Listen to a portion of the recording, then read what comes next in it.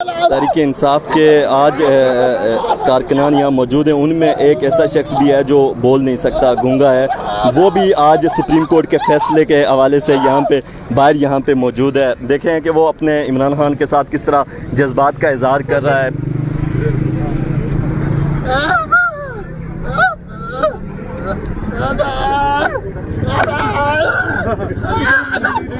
انہوں نے بھاگ جانا ہے، یہ کہتا ہے کہ انہوں نے پکڑنا ہے اور بھاگ جانا ہے، یہ پاکستان ہے، پیسے نہیں لینے ہیں۔ آپ کیسے زیادہ قوم کو معاف کرو، اس جذبے کو کوئی ہرا نہیں سکتا۔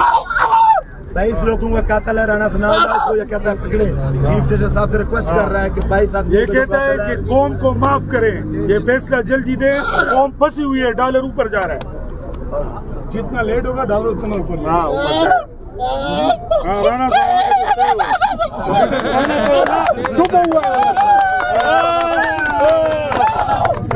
انشاءاللہ پاکستان کی عوام ہر چیز دیکھ رہی ہے۔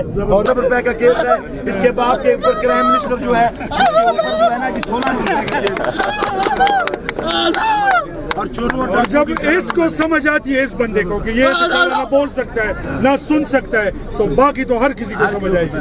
پوری عوام جاگ رہی ہے، پاکستان کی عوام انشاءاللہ جاگ رہی ہے۔ مولانا فضل الرحمان کے صاحب